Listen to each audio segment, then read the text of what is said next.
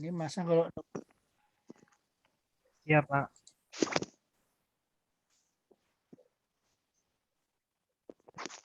ya, jadi kita akan mulai saja ya.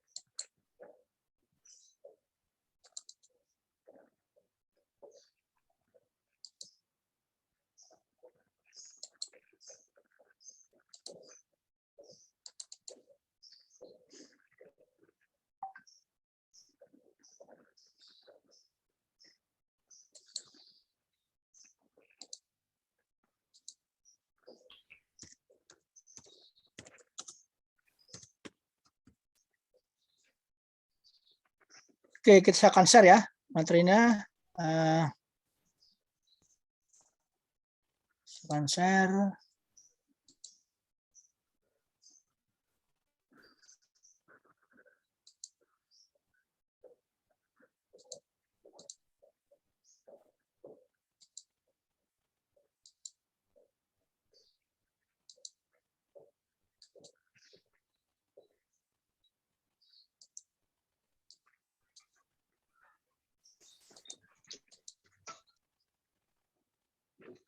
Mana kelihatan mahasiswa? Ini materinya. Kelihatan, Pak. Terlihat, Ya, Pak. oke. Terlihat. Siap.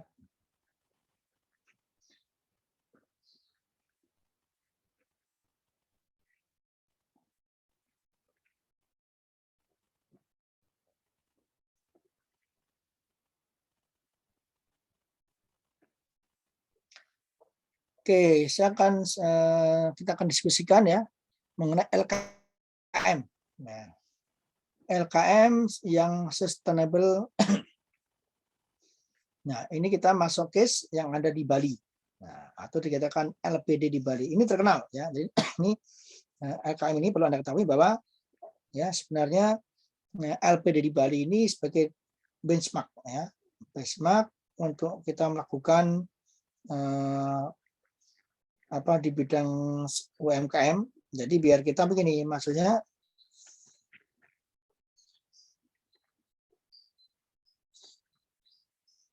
LKM itu ya, LKM itu kan sebenarnya tidak hanya untuk orang Islam saja ya. Tidak hanya untuk orang Islam saja, tetapi LKM itu sebenarnya Anda lihat di Bali juga diselenggarakan. Ya, jadi di Bali itu juga diselenggarakan LKM itu. Jadi kalau Anda misalnya ke Bali ya, jadi bukan hanya di Jawa, kemudian LKM tidak hanya identik yang ada di misalnya di area-area yang mayoritas Muslim, itu bukan. Jadi bukan begitu. Bahkan di Bali itu kalau Anda pernah ke sana itu luar biasa ya, luar biasa. Itu jadi panutan, itu jadi kemudian percontohan. Nah, beberapa peneliti itu melakukan riset ya, itu ada di di Bali ya. Itu menurut penelitian itu sudah berjalan lama ya. Berjalan lama dan sekarang juga sudah tumbuh terus ya. Dengan berkembangnya zaman itu sudah tumbuh terus. Itu mengenai kondisi yang ada di Bali ya. Nah, ini perlu kita pelajari, makanya nih LKM itu juga tidak hanya kita mengacu pada LKM seperti di Sidogiri, kemudian LKM seperti yang ada di Darut Tauhid, atau UKM yang besar-besar bukan, tapi LPD ini menjadi salah satu role model ya, menjadi percontohan bagaimana kita mengembangkan lembaga keuangan mikro itu. Nah, kemudian ini ada istilah namanya agar LKM ya, dalam konteksnya lembaga keuangan mikro itu sehat dan sustainable, perlu dukungan faktor internal dan eksternal. Ini agar LKM sehat dan sustainable. Jadi agar LKM itu sehat dan sustainable, perlu dukungan faktor internal dan eksternal. Nah, itu perlu sekali ya. Jadi agar kita bisa tahu betul bahwa LKM itu tidak bisa dibiarkan saja, nggak bisa ya. Tidak bisa dia berkompetisi sendiri dengan perusahaan-perusahaan yang atau yang besar atau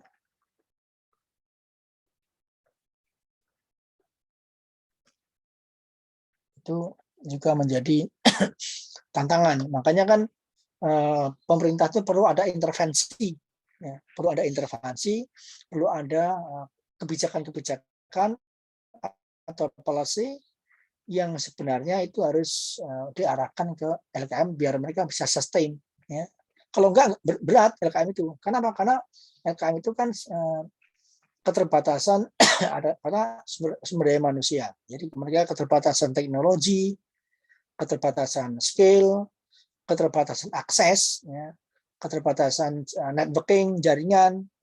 Kalau mereka tidak bisa diberikan penetrasi ya, atau dari pemerintah atau tidak diberikan semacam proteksi, berat mereka untuk berkompetisi. Kalau mereka hanya dibiarkan saja, apalagi LKM yang masih kecil ya, mereka kan ingin tumbuh besar. Nah, makanya kan ada istilah bagaimana supaya LKM itu naik kelas. Nah, itu kalau mereka tidak diberikan, mereka tidak akan bisa naik kelas. Nah, itu yang perlu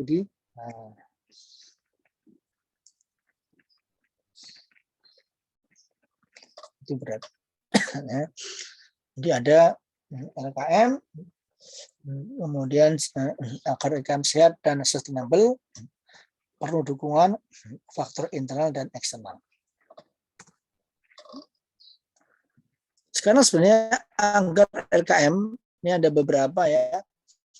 Agar LKM sehat dan sustainable, perlu dukungan eksternal. Nah, tadi kan disampaikan bahwa di sini agar LKM itu sehat dan sustainable, perlu adanya dukungan faktor internal dan eksternal.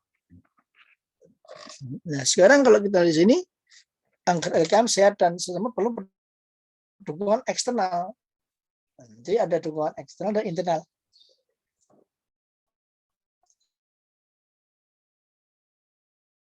Bagaimana dengan adanya dukungan eksternal itu? Nah, dukungan yang bersifat eksternal di peraturan pemerintah, ya itu artinya biasanya kebijakan pemerintah itu dituangkan ke dalam peraturan pemerintah. Nah, apakah itu peraturan pemerintah dari pusat, kemudian diturunkan di pemerintah daerah atau pemda-pemda, nah, itu harus diberikan. Nah, jadi misalnya bagaimana pemda itu ya memberikan peraturan supaya beberapa komunitas, ya, beberapa industri itu mengakomodir mengenai output atau hasil yang dikeluarkan atau yang diberikan oleh UMKM. Nah, itu ya. Jadi atau semacam kewajiban misalnya, semacam kewajiban supaya UMKM itu bisa produknya itu bisa digunakan di lembaga-lembaga pemerintahan. Kalau yang ada di mana? Kalau ada di Ponorogo itu, Bupati Ponorogo itu bagus ya. Jadi di daerah Ponorogo, Kulon Progo, daerah Kulon Progo itu bagus. Ya. Ini kita sedikit melenceng ya. Di daerah Kulon Progo itu bagus. Dulu Kulon Progo itu termasuk daerah yang sangat minus, masyarakatnya itu miskin. Kemudian pendapatan daerah itu sangat kecil. Tetapi kan mereka membuat semua kegiatan ya, kegiatan yang bernuansa produktif itu suruh dibeli oleh pihak pemerintah. Misalnya raskin, beras miskin, atau mungkin untuk beras itu ya. Kan pegawai negeri kan ada untuk beras dengan pemerintah. Itu harus dibeli dari wilayah itu, ya, dari Kabupaten Kulon Progo itu, ya, wilayah Kulon Progo itu tidak boleh membeli dari wilayah luar.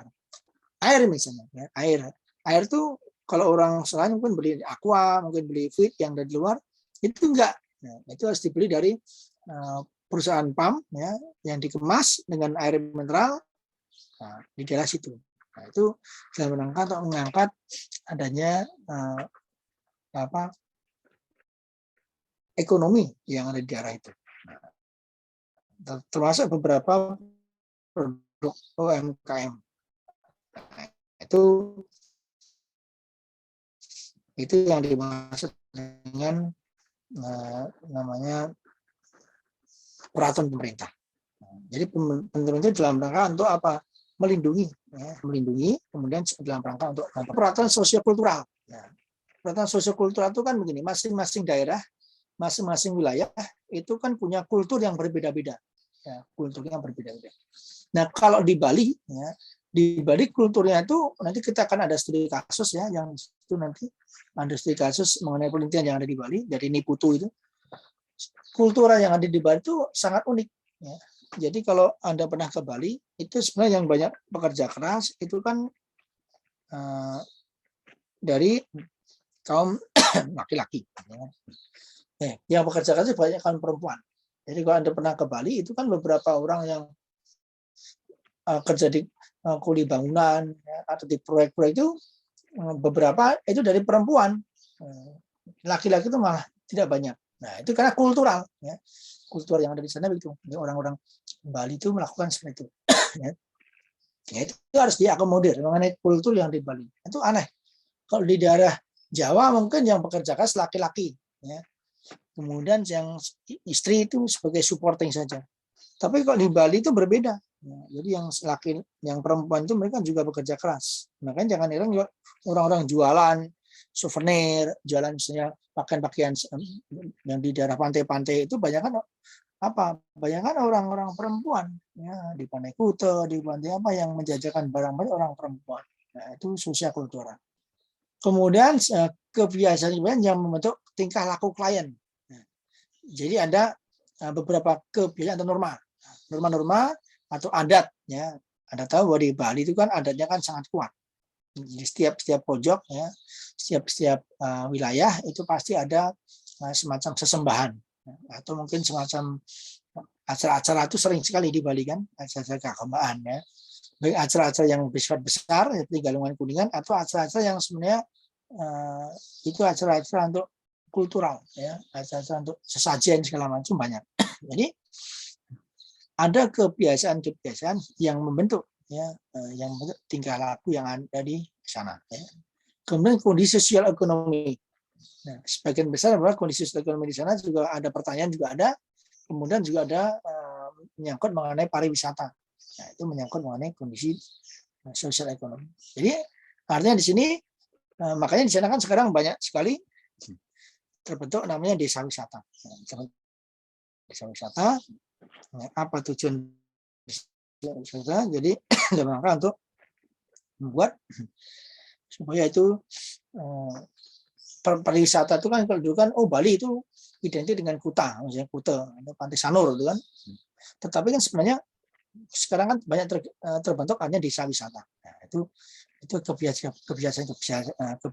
kebiasaan yang membentuk tingkah laku di sana.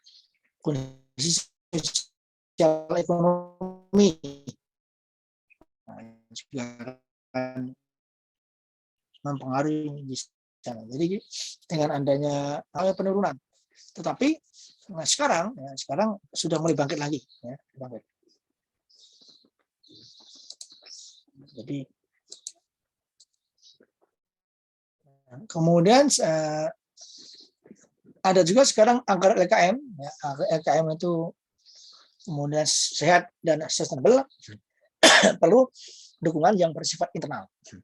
Jadi ada dukungan yang bersifat internal, apa itu istilah manajemen internal atau dikatakan tata kelola, ya. Manajemen internal atau tata kelola yang secara langsung mempengaruhi kinerja keuangan dan jangkauan, ya, yang pada akhirnya akan mempengaruhi sustainabilitas. Jadi manajemen internal, transparansi, kemudian profesionalitas, ya, itu juga akan mempengaruhi kinerja keuangan dan jangkauan. Ya. yang pada akhirnya akan mempengaruhi sustainabilitas atau tidak. Itu kita lihat. Nah, sekarang bagaimana pengaruh institusi informal? Nah, kita tahu bahwa pengaruh institusi informal itu artinya beberapa institusi yang memang dia tidak secara formal, ya, dia hitam di atas putih itu tertulis itu tidak. Tetapi ada beberapa hanya semacam konvensi, ya, kesepakatan atau mungkin yang sudah biasa dilakukan di tempat itu. Seperti misalnya ini, LPD, ya, ini adalah unik. Nah, ini ada kata-kata LPD, ya,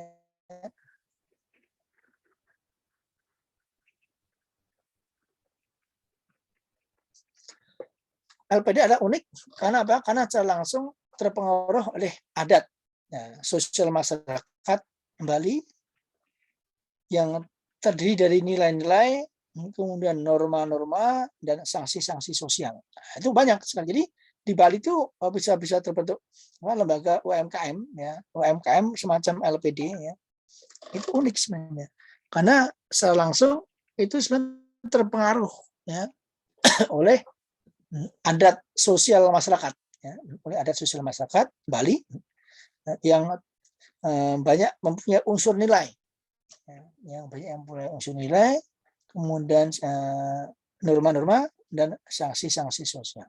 Nah, itu itu kondisi yang ada di Bali. Ya.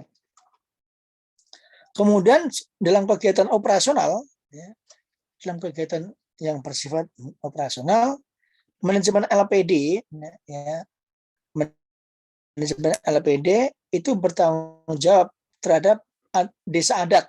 Ya. Jadi di sana ada pimpinan, ya, desa adat melalui pemimpinnya. Jadi kalau di sana itu ada macam desa adat. Desa adat itu semacam RT RW gitu, ya.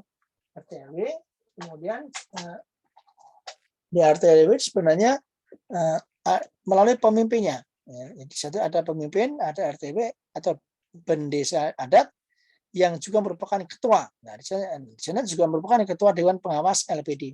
Jadi beberapa banyak kepala, ya, orang yang disepuhkan, ya, di sana orang yang disepuhkan, orang yang dituakan di sana itu sebenarnya punya kapasitas, ya, kemudian punya kemampuan, ya, punya potensi, dan biasanya mereka akan dijadikan untuk menjadi Dewan Pengawas SPD, LPD, ya, Dewan Pengawas.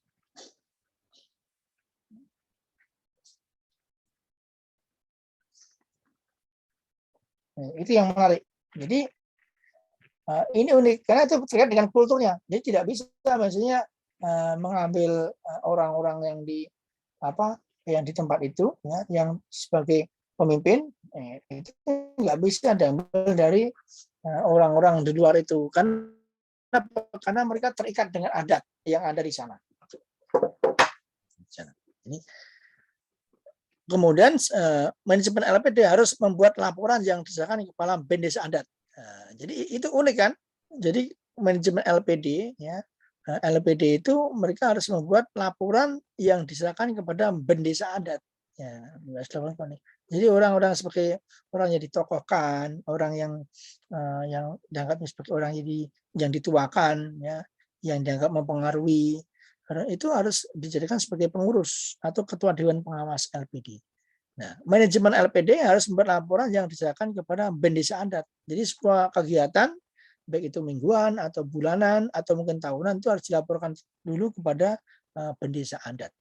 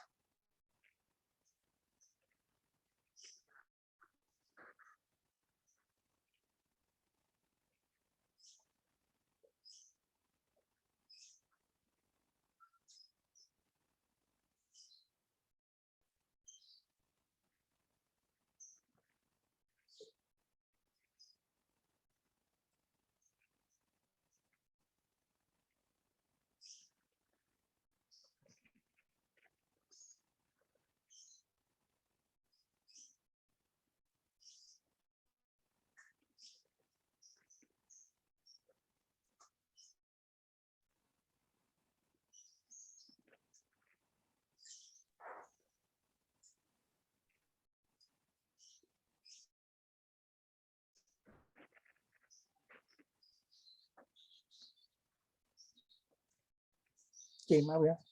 Oke, jadi manajemen LPD harus membuat laporan yang harusnya kepada pendesa adat. Nah, tim manajemen dan staf direkrut dan dipilih dari anggota komunitas. Nah, jadi tim manajemen dan staf itu direkrut dari mana? Dan dipilih dari anggota komunitas atau krama desa. Nah, desa adat dan ditetapkan dalam pertemuan desa atau paruman desa. Jadi rekrut itu juga tidak bisa sembarangan rekrut, ya. Jadi harus ada diambil dari orang-orang komunitas yang ada di situ, ya. Kemudian atau dikatakan krama desa, ya. Kemudian mereka akan ditetapkan dalam suatu rapat atau pertemuan, ya, atau yang ada di desa itu atau sering disebut dengan nama paruman desa. Nah, itu aneh kan? Unik bukan aneh, ya. Rekrutmen ini harus disetujui. Jadi dalam rangka rekrutmen itu harus disetujui oleh pendesa adat, kemudian berdasarkan tes sikap. Nah, ini ada tes juga sikap. Tes sikap dan bakat para kandidat. Nah, ini menarik kan? Jadi sebenarnya untuk mau LPD ya semacam UKM itu tidak sembarangan asal orang nganggur kita ambil, tidak. Tidak asal orang butuh kemudian kita masukkan, tidak, tetapi harus ada persetujuan dan ada tes sikap mengenai kejujuran, mengenai loyalitas, dan mengenai integritas, ya. Itu yang dimaksud dengan tes sikap dan bakat. Nah, bakat itu kan ada yang gini, ada orang yang bakatnya memang dia malas-malasan. Tapi yang dimaksud bagaimana mereka bakat untuk melayani ke orang lain, ya, bakat melayani orang lain seperti tim yang luas, ya. Nah, karena yang dilayani masyarakat miskin. Kemudian orang yang komunikatif, nah itu kan bisa berkomunikasi dengan orang lain. Jadi rekrutmen ini harus disetujui oleh pendesa adat berdasarkan tes sikap dan bakat para kandidat. Nah, ini beberapa kriteria yang ada di LPD. Nah, prinsip pemberian pinjaman pada LPD itu didasarkan pada apa? Pada atas basis perorangan. Nah, kemudian dan hanya diberikan kepada anggota desa adat di mana LPD itu berada. Jadi diberikan kepada masyarakat yang dekat-dekat situ saja. Nah, tidak kemudian yang ada jauh, kemudian yang ada di wilayah tempat lain, enggak. Tapi yang ada di tempat itu, kemudian yang dekat, gitu yang diambil sebagai pemberian pinjaman. Jadi pemberian pinjaman kepada LPD itu didasarkan atas basis perorangan, kemudian dan hanya diberikan kepada anggota desa adat di mana LPD tersebut berada. Ya. Selanjutnya adalah proses penyelesaian pinjaman melibatkan pendesa adat. Ya, jadi proses penyelesaian pinjaman itu diberikan kepada pendesa adat. Kemudian setelah mengisi aplikasi pinjaman, kemudian pelamar harus mendatangi pendesa adat untuk meminta referensi. Nah, jadi ada referensi di sana tuh, ya, ada referensi, kemudian ada kemudian semacam rekomendasi, ya, yang disesuaikan pada karakter pelamar. Jadi proses pinjaman melibatkan pendesa adat. Jadi kalau mau pinjam itu harus ketemu dengan istilahnya sesepuh, ya, sesepuh atau orang yang dituakan di adat tersebut. Ya, harus melibatkan itu. Kenapa? Karena harus mengisi aplikasi, pelamar harus mendatangi pendesa adat untuk meminta referensi jam. Nah, selama belum ada rekomendasi atau referensi, ya, itu nggak bisa untuk melakukan pinjaman. Nah, itu unik kan? Kalau di kita kan enggak. Kalau di kita kan yang penting kita butuh, kemudian di assessment itu sesuai, ya, itu bisa melakukan pinjaman. Nah, kalau di sana tidak. Harus ada semacam rekomendasi, ya, dilihat apakah ini punya karakter yang baik atau tidak. Nah, untuk kemudian diputuskan sebagai peminjam. Nah, ya.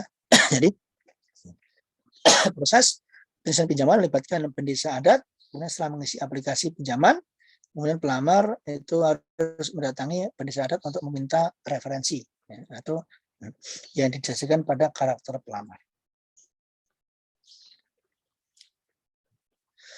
Nah, LPD menggunakan struktur sosial, ya. Jadi LPD menggunakan struktur sosial dalam menyeleksi peminjam potensial, ya, untuk memastikan bahwa peminjam tersebut dipilih secara tepat dan pelunasannya dapat dilakukan tepat waktu. Nah, ini untuk menghindari adanya ibaratnya peminjam yang ngemplang, atau sebenarnya mereka tuh meminjam tidak sesuai dengan kemampuan, tidak sesuai dengan kemampuan bayar. Itu yang dimaksud dengan LPD, itu menggunakan struktur sosial dalam menyeleksi peminjam potensial untuk memastikan bahwa peminjam tersebut dipilih, ya, dipilih secara tepat, kemudian dan pelunasan dapat dilakukan tepat waktu. Jadi tepat, pelunasan juga tepat waktu. Nah, itu fungsi dari LPD, ya. Kemudian LPD bergantung pada reputasi. Jadi LPD tergantung pada reputasi, termasuk otoritas, kemudian status resmi dan sosial desa adat untuk mengatasi salah satu kekurangan dalam hal kelayakan kredit peminjaman potensial. Jadi sebenarnya sekalipun ada ketergantungan kepada desa adat, tetapi harus dilihat betul reputasi, ya. Bergantung pada reputasi, ya. Kemudian otoritas, kemudian status resmi dan sosial pendesa adat untuk mengatasi salah satu kekurangan. Jadi reputasi pendesa adat juga harus dipertimbangkan. Jadi kalau reputasinya bagus, ya mungkin orang percaya. Tapi kalau reputasi diragukan, kita cek dulu, ya, untuk memastikan apakah si peminjam itu benar atau tidak. Nah, itu ya. Jadi itu informasi yang tidak cukup dalam hal kelayakan kredit peminjaman potensial.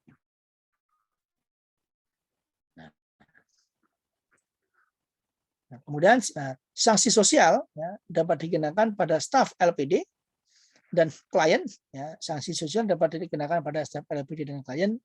Misalnya apa? Misalnya dalam konteks ini tidak membayar kredit dengan benar atau kesalahan manajemen. Nah, jadi ada sanksi sosial, ya.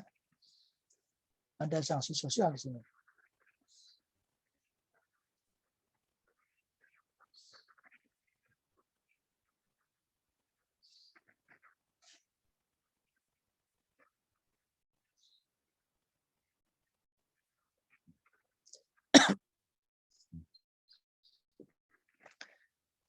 Sanksi sosial yang paling berat adalah, nah di sini ada juga sanksi sosial yang paling berat adalah pengucilan, ya.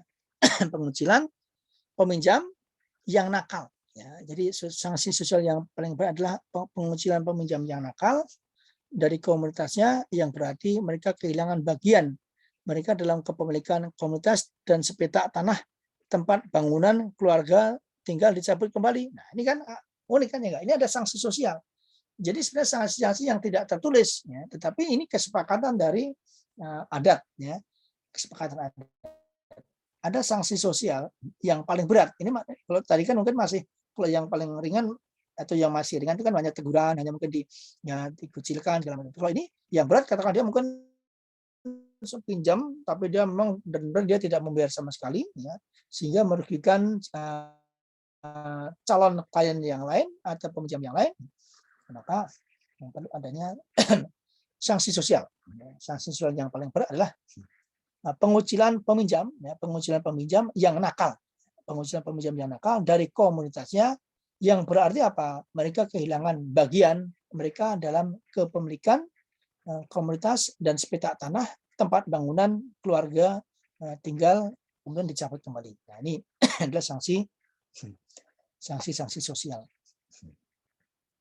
Nah, sanksi sosial ini berperan dalam menjaga tingkat rasio. Jadi sanksi sosial ini berperan dalam menjaga tingkat rasio peminjam yang ngemplang. Nah, ini kan ngemplang itu artinya ada sanksi sosial yang kemudian mereka berperan dalam menjaga tingkat rasio peminjam yang ngemplang, dalam konteks ada delinquent borrower rasio yang sangat rendah. Jadi ada beberapa, ya, di lingkungan borrower rasio yang sangat rendah. Jadi mereka memang sengaja tidak mau bayar. Nah, ini ada sanksi sosial yang seperti itu. Nah, itu pengaruh yang informal. Oke, sampai sini dulu. Ada yang mau ditanyakan mahasiswa sebelum kita lanjut? Jadi ini ada menarik ya LPD ini. Ya, ini yang ada di Bali. Oke, ada yang mau ditanyakan sebelum kita lanjut? Pak, izin Mahasiswa bertanya. semuanya? Ya, silakan. Siapa namanya nih? Junita, Pak. Junita. Junita, Pak. Junita, kok ini baru kelihatan Junita ya? Aduh, kemarin izin Pak. Ya, oke, silakan Junita. Oke, nah, tadi Bapak sudah menjelaskan ya, tadi LPD itu menggunakan struktur sosial dalam menyeleksi peminjaman yang potensial untuk memastikan bahwa peminjam tersebut tuh bisa membayarnya seperti itu ya. Apakah dari LPD itu memberikan jaminan Pak kepada penjaminan sih, adakah jaminan dari si peminjam itu bahwa kalau misalkan mau minjam nih ada misalnya jaminan dari surat tanah seperti itu. Jadi menyeleksinya bahwa yang peminjam itu nanti kalau misalnya nggak bisa seperti tadi ya dicabut surat ada tanahnya gitu, nanti ada pengucilan seperti itu. Apakah ada seperti itu Pak? Ya, terima kasih Mbak Junita. Jadi begini, kan konsep dari ini kan LPD itu kan lembaga keuangan mikro, LKM itu kan lembaga keuangan mikro kan. Jadi kita kembalikan pada konsep dari lembaga keuangan mikro itu akan memberikan pinjaman kepada masyarakat yang poor atau miskin. Jadi tujuan mereka itu untuk bukan masyarakat orang yang kaya, bukan masyarakat yang sudah mapan, bukan, tapi untuk orang yang miskin atau mungkin yang paling miskin. Jadi kalau sekarang tuh ada poor, ada puris. Poor itu artinya orang yang miskin, puris itu orang yang paling miskin lagi. Jadi orang yang sudah miskin, ada miskin lagi. Jadi kalau yang miskin lagi itu misalnya, kalau yang miskin kan mereka hanya sebatas tidak punya sangat miskin. Udah sangat miskin kalau ada sering lihat-lihat mungkin di mass media atau mungkin di televisi atau mungkin di medsos itu kan ada orang yang katakan tidur itu di sampingnya kandang kambing misalnya, atau mungkin di kandang ayam karena memang tidak ada tempat sama sekali. Ya. Itu pun mungkin hanya diberikan oleh tetangga yang belas kasihan. Atau mereka makan tuh mungkin hanya sehari 2 kali misalnya, atau mungkin kalau sehari 3 kali pun mungkin hanya seadanya, ya, hanya nasi kemudian ikan asin dan sebagainya. Jadi mereka sangat miskin karena mereka tidak punya penghasilan yang tetap. Jadi mereka hanya seperti ya kalau ada bantu-bantu kerjaan dikasih kerjaan, kemudian dapat upah bisa makan. Itu kan orang-orang yang sangat miskin. Nah tujuan LKM itu sebenarnya bukan mereka memberikan pembiayaan itu bukan kepada orang-orang yang kemudian punya sertifikat tanah, rumah, segala macam, bukan. Tapi memang diberikan kepada orang-orang yang tidak punya jaminan seperti itu. Kalau orang yang punya sertifikat tanah, punya sertifikat motor, segala macam, orang tidak akan mau pinjam ke LKM. Mereka pinjamnya ke bank. Ya, ke bank. Ya. Dan LKM juga tidak memberikan orang-orang yang tidak punya akses. Ya. Tidak punya akses, tidak memiliki kesempatan untuk pinjam di lembaga keuangan seperti perbankan. Kenapa tidak bisa pinjam?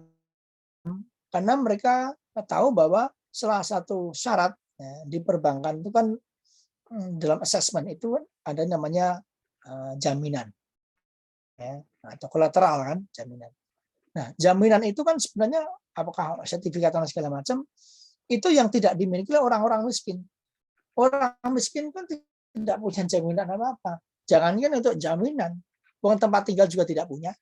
Tempat tinggal juga mungkin kalau kos pun mungkin kos-kosan yang mungkin cari yang murah gitu kan, yang sangat murah. Kemudian untuk makan juga susah, gimana mereka mau punya jaminan.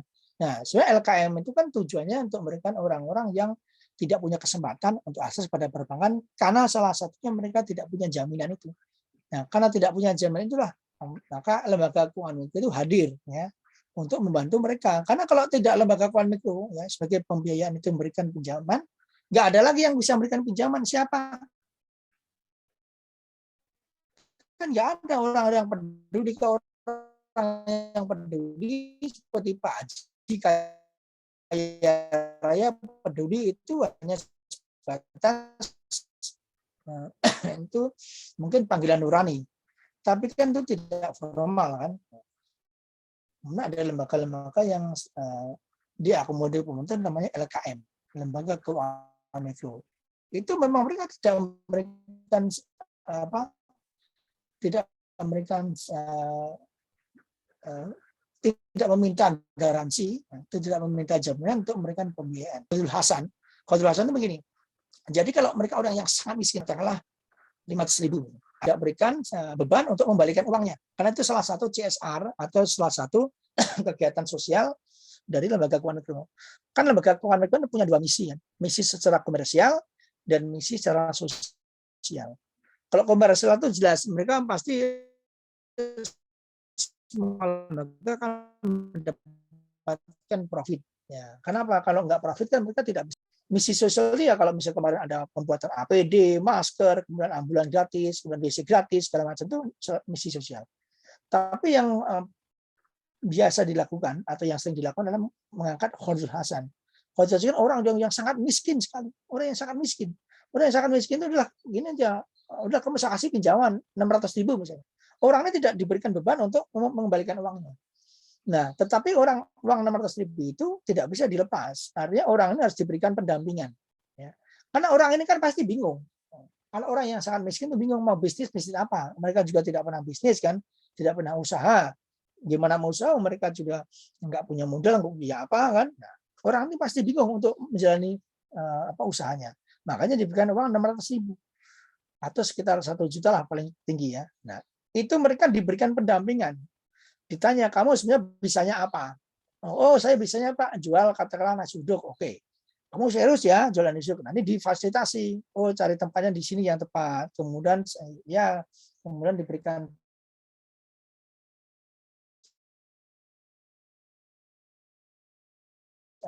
meja kursi ya. Kemudian diberikan kesempatan, diberikan pelatihan supaya mereka bisa hidup, bisa menggunakan uang pinjaman yang sebesar 500 atau 600.000 tadi. Jangan sampai dikasih pinjaman 600.000 habis untuk beli makanan, beli rokok, beli pulsa segala macam. Itu berikan pendampingan. Paling tidak orang ini itu bisa hidup dengan mungkin jualan nasi uduk kan ada pendapatan nih. Oh, yang tadinya makan mungkin hanya sekali sehari 2 kali mungkin bisa 3 kali ya. Yang tidaknya mungkin anaknya mungkin tidak sekolah mungkin dia bisa dimasukkan ke TK atau SD untuk mungkin SMP. Yang penting orang ini bisa hidup dan bertahan. Nah, apa tujuan orang ini kemudian setelah mereka bisa hidup? Orang ini harus ngomong ke orang yang lain. Harus bicara ke orang lain untuk apa? Untuk bisa memberikan ini loh, ternyata lembaga kami kepada orang yang sangat miskin juga. Orang yang sangat miskin juga tadi kemudian dikasih tahu begini-begini. Oh, begini nah. Jadi mereka sebenarnya menularkan ya sedikit keberhasilannya itu atas pinjaman dari lembaga keuangan mikro tadi. Jadi sama-sama mereka ngomong kepada orang yang sangat miskin tadi, agar sama-sama ekonominya terangkat. Nah, yang tadinya mungkin sangat miskin, mungkin dia jadi miskin lah ya. Sangat miskin kan orang yang sangat sekali pas-pasan. Tapi kalau menjadi miskin kan mungkin secara taraf hidup basic need-nya, kebutuhan dasarnya sudah mulai agak lumayan. Nah, itu. Jadi sebenarnya LKM itu tidak memberikan garansi apa-apa untuk orang yang memberikan pinjam atau mau pinjam. Hanya unsur trust atau kepercayaan. Nah, unsur trust itu. Makanya kan dalam asesmen LKM itu dilihat karakternya orang ini biasa sih. Gimana sih karakternya? Apakah sering bohong? Apakah sering dia nipu-nipu? Apakah kalau pinjam dia mungkin ya ada semacam wawancara ya. Karena tidak ada jaminan sama sekali. Ini asal unsur kepercayaan. Nah, kalau di Bali itu tidak hanya unsur kepercayaan, tapi harus ada jaminan atau semacam rekomendasi dari ibaratnya bandesa. Bandesa semacam kepala suku ya, semacam di sini mungkin RT RW-nya begitu. Untuk memastikan bahwa warganya ini mungkin dia orang baik, warganya ini mungkin tidak baik, nah, segala macam. Kan yang tahu kan ibaratnya gini, kalau kita ada ketua RT kan paham nih mengenai kondisi warganya kan. Nah, itu mungkin salah satu rekomendasi itu dalam rangka untuk membuat kepercayaan pada orang itu. Tapi juga dilihat dulu RT-nya gimana?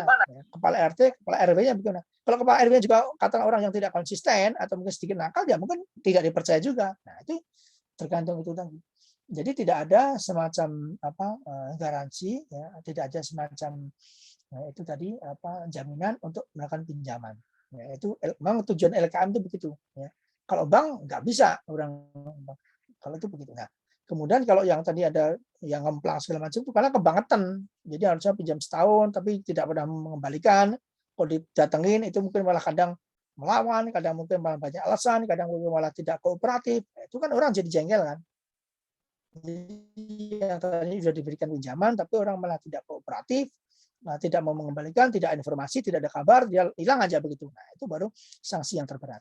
Tapi masih ada komunikasi. Selama masih ada komunikasi, katakanlah, oh bulan ini nggak bisa bayar nih. Dia ngomong saja, wah nggak bisa bayar nih karena mungkin usahanya lagi bangkrut atau mungkin lagi bareng dengan anak sekolah segala macam. Nah, itu mungkin bisa dilakukan kompromi ya, atau kesepakatan. Nah, tapi kalau tidak ada kabar sama sekali, ya, ngomong enggak, kemudian bicara enggak segala macam, itu yang harus dilakukan tadi yang sanksi yang terberat. Nah, itu di LPD. Tapi LPD itu kan agak unik. Kalau LKM yang umumnya enggak, LKM-nya kan yang penting dia jadi anggota, kemudian dia punya simpanan wajib, simpanan pokok segala macam, dia datang, kemudian di assessment lolos, dikasih pinjaman. Tapi LPD dia enggak, ya. Ada kultur, istilahnya dia menghormati ya kepada kepala adat tadi atau bandesa tadi. Itu ya Mbak ya. Jadi tidak ada pinjaman itu tidak perlu ada garansi surat tanah, apalagi ya orang miskin kan boro-boro maaf mungkin surat tanah untuk numpang aja kadang-kala mungkin dia di bantaran kali gitu kan, mungkin dia numpang tempat PRT yang ada sisa tanah dibangun semacam ya gubuk kecil. Itu kan orang-orang miskin begitu kehidupannya. Coba orang miskin itu kan kehidupannya begitu ya. Kan kalau ada di TV kan makanya bedah rumah itu ada bedah rumah. Itu yang dicari orang yang miskin.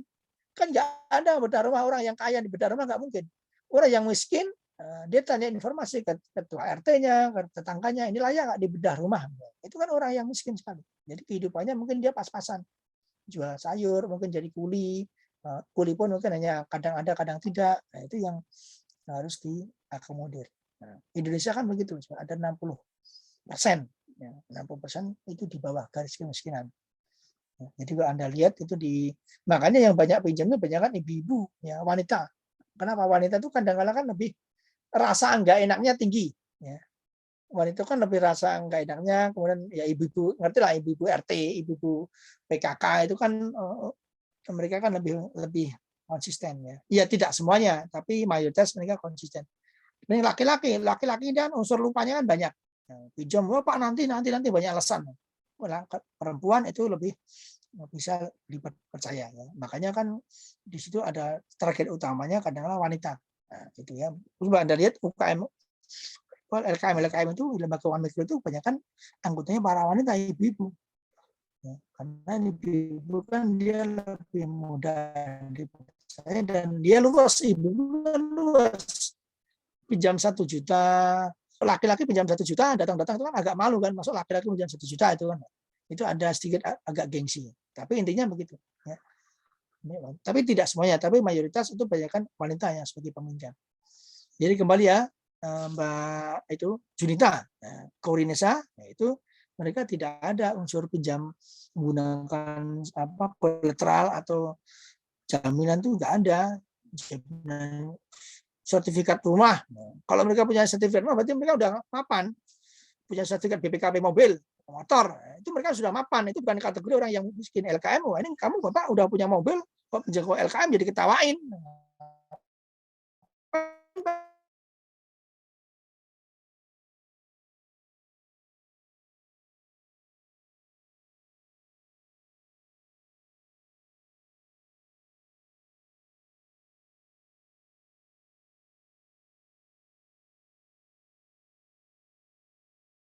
Mungkin ditanyakan lagi atau mungkin belum jelas.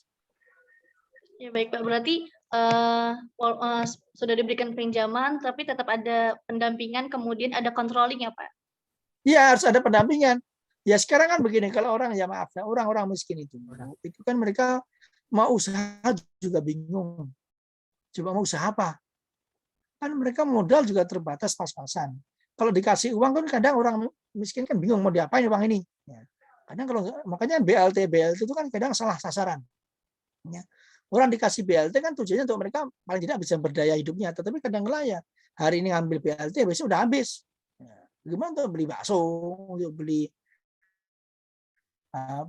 rokok, ya kan, kuota, pulsa, kan mereka tidak tepat sasaran. Itu BLT. Maka BLT itu banyak kan tidak tidak tepat sasaran. Kenapa? Karena mereka tidak ada pendampingan. Orang kan nggak ngerti, wow, yang penting antri ramai di depan kelurahan, depan Pak RT, ini ada BLT, kamu dapat nih 350.000. Senang mereka dapat, hari ini dapat, siang mereka mungkin makan-makan di nasi padang, beli rokok, nongkrong-nongkrong, ngopi-ngopi, ya. Besok udah nggak ada uang BLT-nya itu, karena orang itu nggak ngerti apa yang mau dilakukan. Nah, maka perlu ada pendampingan, ya, ada coaching namanya, coaching pendampingan. Ya, Mbak Korina, Mbak Junita, ya, itu ya. Terima kasih ya Pak. Ya, ada yang lain silakan. Ya Pak, saya Pak.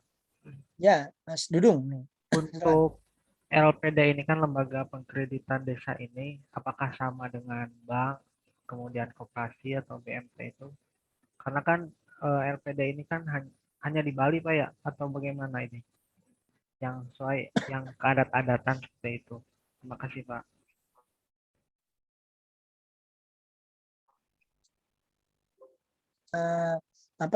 Istilah itu lembaga keuangan mikro.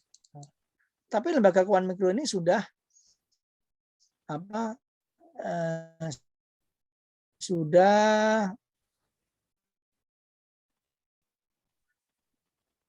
berhasil dilaksanakan di Bali.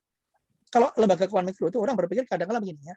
Nah, orang tuh berpikir kadang lembaga keuangan mikro itu ada di daerah yang kita kenal saja, ya, yang di Jawa Barat, di Jawa Timur, yang ada di Sumatera itu ada. Tetapi di Bali itu ternyata dia ada lembaga keuangan mikro yang masih kental dengan keterikatan adat istiadat. Jadi LPD itu sebenarnya lembaga pinjaman desa yang ada di Bali, ya. Itu lembaga keuangan mikro, itu lembaga pembiayaan, ya. Itu lembaga pembiayaan, ya. Jadi lembaga bukan bank, ya, bukan bank, tapi dia merupakan lembaga jasa peminjaman, ya, jasa peminjaman, lembaga pembiayaan, ya, yang mereka notabene masyarakatnya itu tidak terakomodir untuk pinjam di perbankan. Mungkin tidak bisa pinjam di perbankan, tidak bisa pinjam di BPR atau BPRS, mereka nggak bisa. Maka dia adalah LPD itu. Nah, ini makanya kalau Anda lihat, ini ada suatu research ya di sini. Jadi ini kelihatan nggak, Bapak itu? Ini perhatikan, ini ada nggak? Kelihatan nggak? Slide yang baru, ini saya pakai slide yang baru, kelihatan nggak ya? Belum Pak. Oke, gini. Ini menarik ya. Oke, saya news.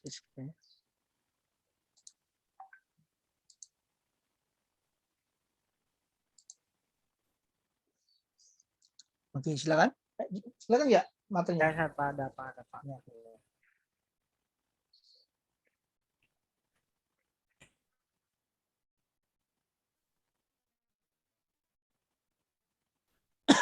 Nah, di sini ada istilah suami meminjam, ya, ada suami meminjam, kemudian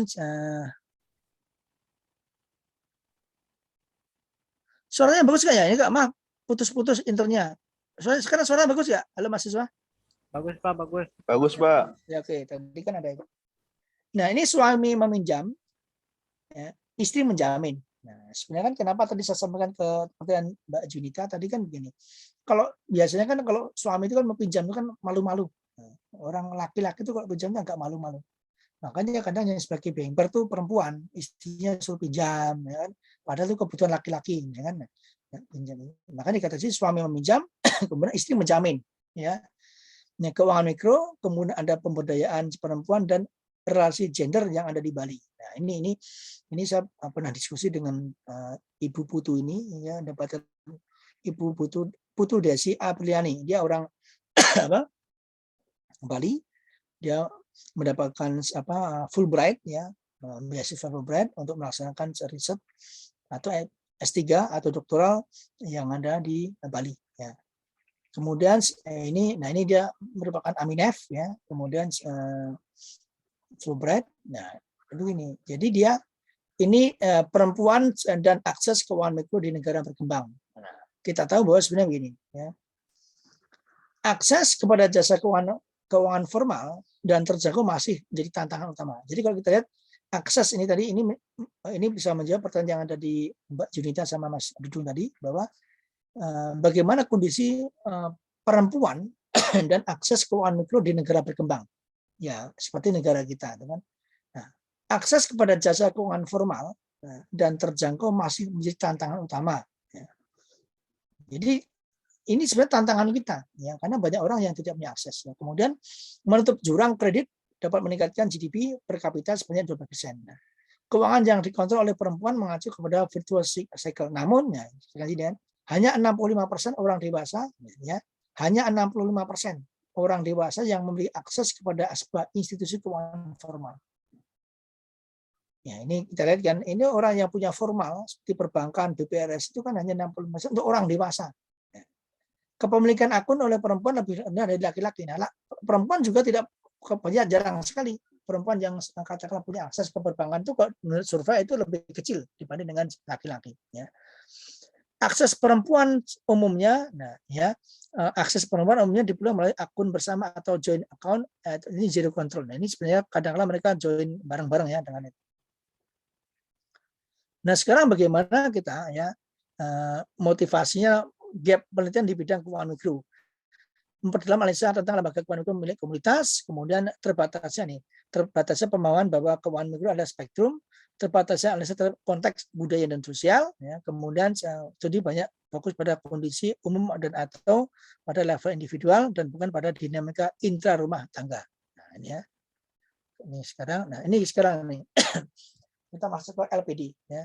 Lembaga LPD itu kepanjangannya Lembaga Perkreditan Desa. Ya. Jadi Lembaga Perkreditan Desa. Nah, ini kalau kita lihat LPD itu tahun berapa berdirinya? Jadi itu bukan hal yang baru. Ya. LPD atau Lembaga Perkreditan Desa ini sudah berdiri lama. Nah, ini tahun berapa? Jadi diinisiatif oleh Gubernur Bali di tahun 1984. Nah, ini udah ada yang lahir belum? 1984 di sini. Halo mahasiswa? Belum ya? Karya. Ya. 1984. Nah, kemudian ini sudah lama ya. Sudah berapa? 27 tahun ya. Atau mungkin lebih ya. 37 tahun ya. Nah, kepemilikan siapa? Desa adat dan warga desa adat. Nah, jadi desa adat dan warga. Nah, tata kelola bagaimana? Ini dikelola penuh oleh warga desa adat, bukan menjadi bagian dari nomenklatur keuangan mikro nasional. Ya. Ini kan daerah kan, jadi bukan termasuk nasional. Badan pengawas siapa? Ini ada namanya desa adat. Nah, kemudian manajemen LPD, lembaga independen terkait LPD didukung oleh BPD Bali, Badan Pemerintah Daerah Bali. Ya. Jadi badan pengawasnya ada desa adat, tadi kan ada ban desa tadi, ada manajemen LPD-nya, ada juga lembaga independen terkait LPD-nya, didukung oleh BPD Bali. Nah, sistem pengawasan mana? Tadi sudah kita sampaikan, ada pengawasan yang bersifat internal dan ada pengawasan yang bersifat eksternal. Sumber modal dari mana? Nah, ini dari mobilisasi dana masyarakat desa. Ya. Jadi sumber modal dari mobilisasi dana masyarakat desa, adat tempat LPD beroperasi. Jadi kalau misalnya LPD ada di kecamatan itu, ya dia sumber dana dari masyarakat itu, tidak mungkin dari masyarakat yang lain. Ya. Jadi sumber dananya dari mobilisasi dana masyarakat desa ada setempat di LPD beroperasi. Tenaga kerja dari mana? Dari warga desa ada setempat. Ya, jadi kalau warga desanya itu ada di sekitar itu, nggak mungkin dari orang-orang jauh. Ya. Nah, kewajiban sosial bagaimana? Menyetorkan 5%. Nah, ini ada kewajiban sosial nih ya. Menyetorkan 5% dari total laba per tahun sebagai dana sosial LPD. Ya, jadi ada 5% yang disetorkan total dari laba atau keuntungannya sebagai dana sosial LPD. Contohnya itu apa? Untuk upacara adat, ya, untuk pembangunan jalan lokal, sekolah lokal, termasuk kesejahteraan masyarakat. Nah, itu kewajiban sosial. Nah, lending proses, ini adalah laki-laki umumnya adalah peminjam. Nah, ini laki-laki peminjam di daftar yang minjam itu laki-laki, tetapi perempuan sebagai penjamin pinjaman. Jadi kalau yang datang ya atas nama ini Putu, sorry mungkin Ikadek, Iwayan misalnya kan. Tapi yang pinjam yang sebagai penjamin istrinya. Nah, itu ya. Itu unik di sana. Nah, di sini gambar umum ini sampai sekarang, ini sampai Desember 2018 total aset. Nah, perhatikan ya. Total aset LPD seluruh Bali itu 21,5 triliun rupiah. Besar nggak kira-kira mahasiswa ini? Kira-kira asetnya? Halo mahasiswa? Halo Pak. Besar, Besar Pak. ya? Asetnya besar. Coba total aset LPD seluruh Bali itu 21,5 triliun loh. Ya, besar sekali. Nah, 45% LPD memiliki aset lebih dari 45% lebih dari 5 miliar. 25% memiliki aset kurang dari 1 miliar. Jadi yang asetnya di atas 5 miliar itu 45%. Nah, yang 25% itu kurang dari 1 miliar.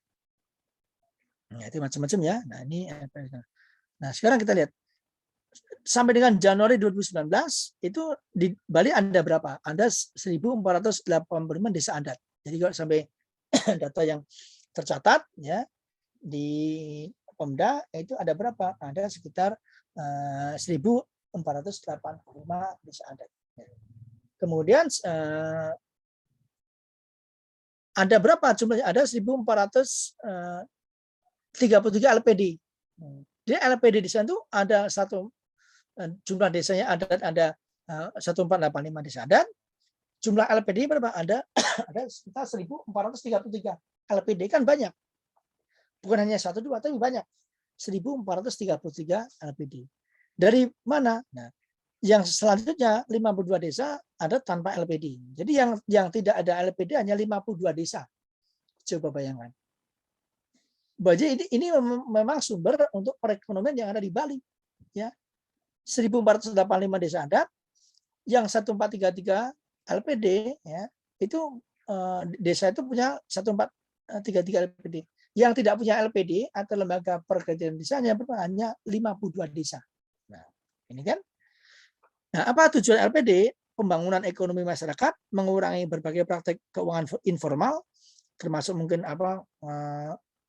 misalnya rentenir, ya, atau lintah darat, segala macam itu bisa dikurangi. Pemerataan peluang bisnis dan kerja bagi warga desa, meningkatkan daya beli masyarakat. Nah, termasuk bagaimana melakukan pelestarian budaya. Nah, ini juga menarik kan, karena tujuan utamanya tidak hanya sekedar ekonomi, tapi dia juga melakukan pelestarian di bidang budaya. Nah, ini berapa nih ya?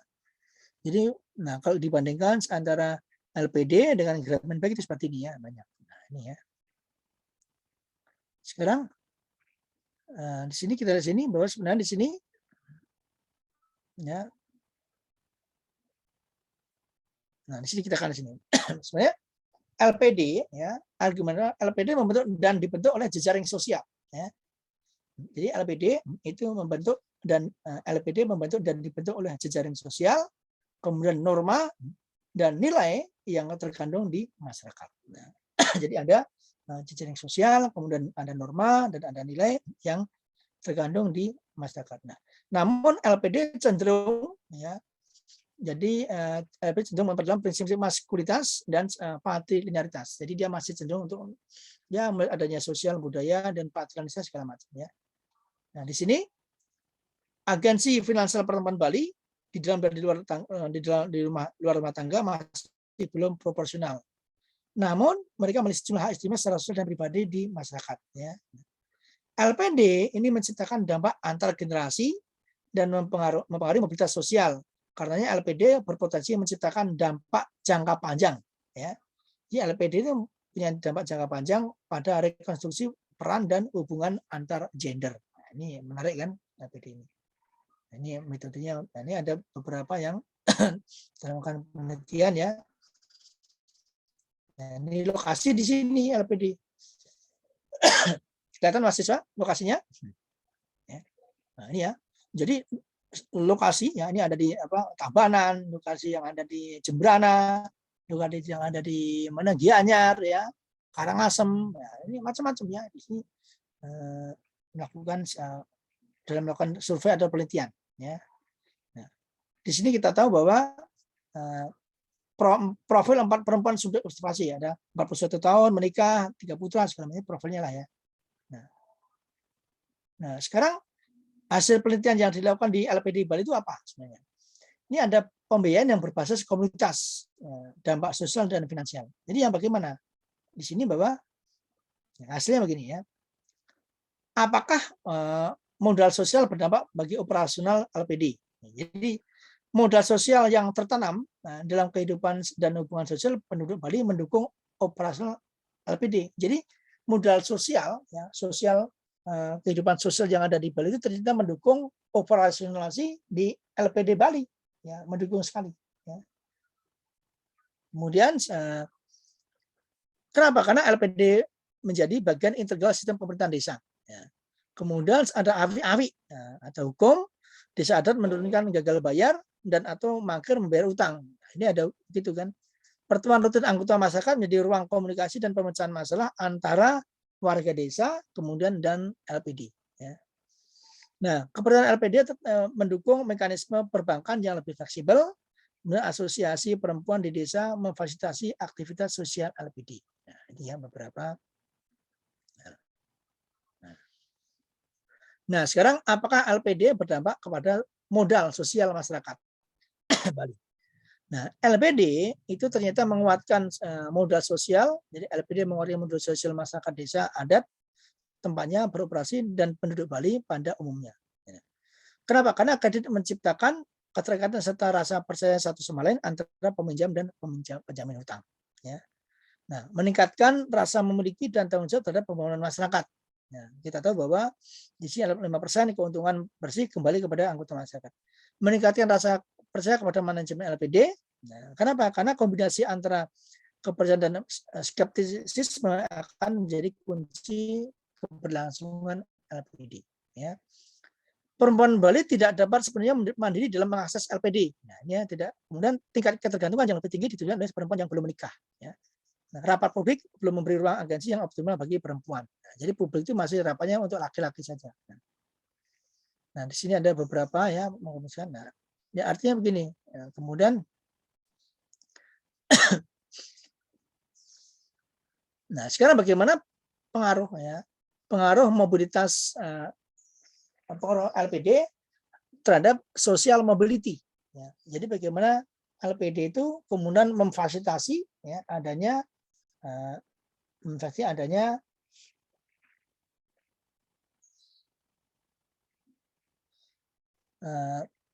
mobilitas sosial perempuan ya, melalui pernikahan dan atau aktivitas ekonomi produktif. Jadi LPD tidak membatasi, ya di sini dikatakan bahwa LPD tidak membatasi akses perempuan terhadap sumber keuangan lainnya. Nah, kemudian di samping itu berkontribusi terhadap pembangunan desa dengan menjadi anggota LPD, dia mengakui bahwa bisnisnya tidak akan tumbuh sekaligus sebagus sekarang jika mereka hanya bergantung pada LPD sebagai sumber dana utama. Ya. Nah, LPD menjamin akses perempuan ya terhadap sumber keuangan formal sebelum dan sesudah menikah. Nah, ini ya beberapa hal mengenai LPD. Nah, ini sekarang kita masuk ke kesimpulannya. Kesimpulan apa? Intinya temuan utama dari riset ini adalah modal sosial memperkuat kinerja LPD. Kemudian LPD itu memfasilitasi bagaimana tumbuh dan terpeliharanya modal sosial di masyarakat. Kemudian perempuan Bali ya memiliki posisi tawar yang kuat ya, dalam pengambilan proses pembuatan keputusan, termasuk di dalam rumah tangga, namun juga patuh pada norma gender.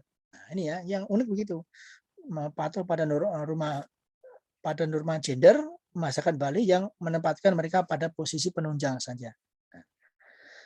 LPD itu memfasilitasi social mobility perempuan Bali atau mobilitas sosial yang ada di Bali.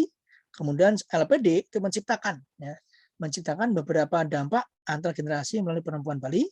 Kemudian bagaimana rekomendasinya? Jadi keuangan mikro memiliki komunitas dapat menjadi alternatif yang lebih baik dibandingkan bentuk keuangan mikro lainnya. Nah, kenapa? Karena mendorong kemandirian dari donor eksternal karena sepenuhnya mengandalkan sumber daya sendiri.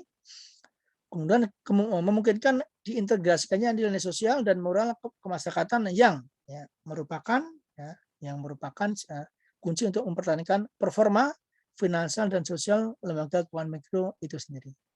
Diperlukan produk keuangan khusus yang dapat meningkatkan gaji dan kapasitas perempuan Bali dan anggota keluarganya. Nah, diperlukan penyesuaian mekanisme penyelenggaraan kredit yang memungkinkan perempuan untuk mengakses LPD secara mandiri. Ini beberapa kebijakannya. Nah, ini adalah riset yang dilakukan Ibu Putu terhadap LPD yang ada di Bali. Jadi kalau tadi Mas yang bilang, Pak, itu apakah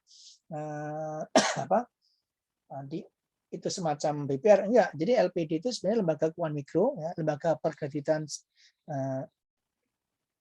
desa, tetapi dia sangat luar biasa. Ya, kalau Anda pernah ke sana, ya, saya beberapa kali ke sana tuh, dia hampir setiap desa itu punya LPD, ya, lembaga perkreditan. Karena memang itu akan membantu meningkatkan perekonomian yang ada di masyarakat itu.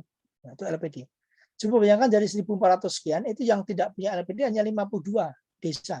Yang lain hampir menggunakan LPD. Berarti kan lembaga ini kan sangat diapresiasi oleh masyarakat.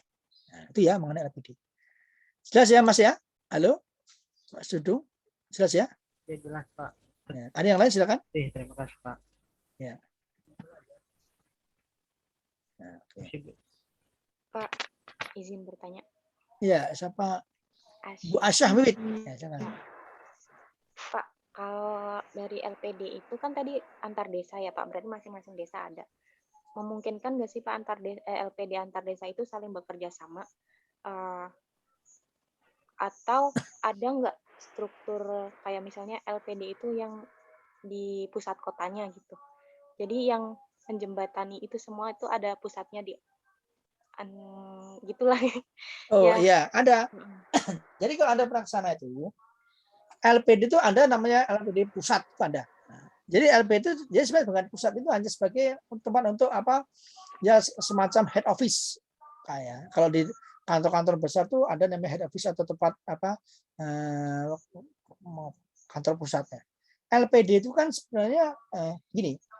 Kenapa dia kemudian berkembang di 1.400 lebih di desa-desa itu? Itu kan lembaga perkreditan, ya. Kemudian itu diinisiasi, ya, itu oleh Gubernur Bali. Itu sebenarnya ada kontribusi besar dari Gubernur Bali tahun 1984 itu, ya. Kemudian untuk membuat LPD itu pasti ada peran dari Pemda itu. Pemda tuh dia punya peran, kemudian dia punya punya kontribusi yang luar biasa, ya. Kemudian dia pasti sebelum membentuk LPD tidak bisa top down, nggak bisa, itu pasti mengajak warga di situ, kemudian para sesepuh, ya, tadi ada kepala adat di desa, karena kan sebenarnya kulturnya kan tinggi. Kalau Anda pernah ke Bali itu kultur mereka kan tinggi. Jadi ya meskipun sekarang kan banyak wisatawan asing yang datang segala macam itu, tapi adat istiadat di sana masih sangat kuat. Jadi itu memang luar biasa di Bali itu, ya. Termasuk generasi mudanya itu, ya, generasi muda yang ada di Bali itu mereka keterikatan terhadap agama, sosial, budaya itu sangat kuat. Ya. Jadi kalau orang itu berarti begini loh, katakanlah punya anak muda kuliah di Jakarta, kemudian mereka kerja di Jakarta. Anda tanya nih, cita-citanya apa? Nanti setelah mapan, setelah mungkin udah katakanlah usianya sudah mungkin agak tua gitu, mereka cita-citanya kalau mereka sudah kaya raya, mapan, mereka akan kembali ke Bali. Jadi bukan ke Bali itu dalam rangka apa? Mereka cita-citanya pengen membangun masyarakat yang ada di Bali. Itu cita-cita anak-anak muda yang di Bali. Kalau saya kan punya beberapa murid yang ada di Bali kan. Jadi cita-cita mereka itu kalau mereka mungkin ya mencari ilmu setinggi-tingginya mungkin ada di Jakarta, ada di Bandung, ada di Jogja segala macam. Kalau mereka sudah kerja, mereka cita-cita utama kalau sudah mapan dia tidak mungkin kaya raya di Jakarta, di Bandung, enggak. Mereka kebanyakan mereka pengen kembali membangun yang ada di Bali, ya, di sana membangun budaya di sana, kemudian mereka kontribusi.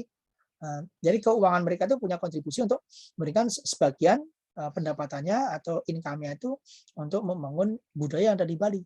Karena budaya di Bali itu kan ya kuat sekali. Jadi kalau Anda lihat di sana di setiap perempatan desa itu kan coba itu kan mengenai sesajen itu kan luar biasa. Makanya kehidupan orang di Bali itu kan hampir 40% ya pendapatannya untuk sesajen, ya. Kan hampir tiap pagi sore kan mereka bakar-bakar itu kan sesaji itu, bunga apa segala macam, itu kan begitu orang di Bali itu. Nah, kan masyarakat di Bali itu kan mereka ya maaf ekonominya mereka banyak ya dapat, tetapi mereka untuk bisa menjadi kaya raya itu agak berat ya, bukan berat, aja mungkin jarang. Karena memang hampir 40% ya 40% income-nya itu, pendapatannya itu untuk para dewanya. Nah, kan begitu kan mereka agamanya kan mayoritas Hindu kan. Itu mereka untuk para dewanya, untuk sesajen itu kan pasti butuh biaya ya. Pagi, sore, kemudian siang, ya. Kemudian mingguan, kemudian belum acara-acara adat-adat yang lain, belum acara yang besar, galungan, kuningan itu besar ya. Kalau ada sering ke pantai Sanur Kute itu kan banyak kan larung, acara-acara di sana itu sering ya. Itu bukan orang-orang tua saja, orang anak-anak muda. Makanya kultur mereka itu sangat kental. Coba kalau di kita itu kan budaya kita ya, kan yang menjalankan banyak kan orang-orang tua, ya kan. Jangan ya pertanian sekarang yang di kampung itu nggak ada anak muda kan, anak muda kan ke sawah kan gengsi mereka kan. Orang kita kan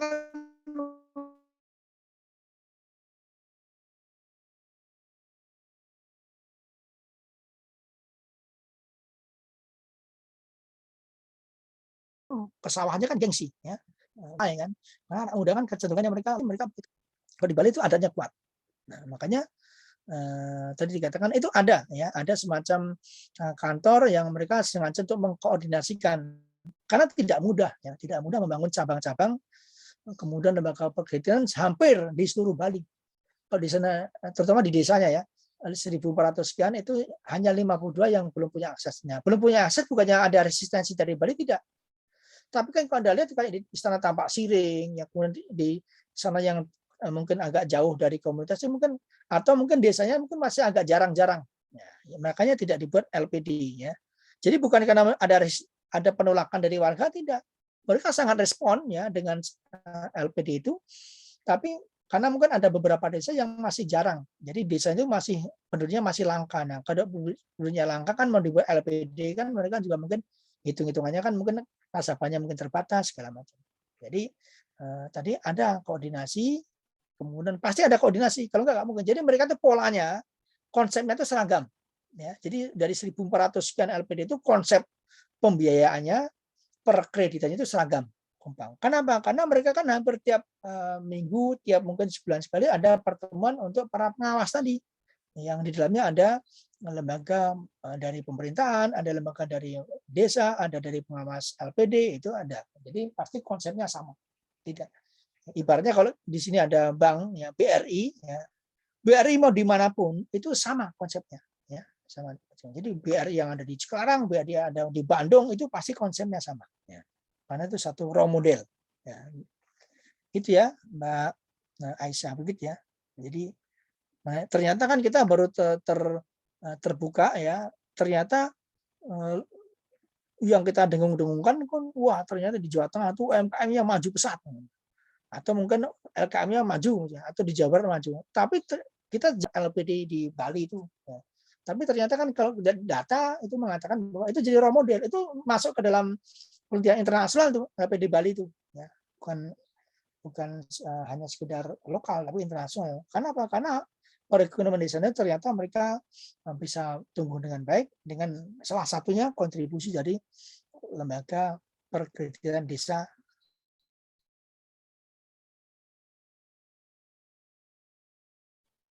atau sehingga dengan namanya LPD. Saya masih di Bali nih, belakang saya kan laut kan, jadi saya ngomongin Bali karena saya di Bali. Ya.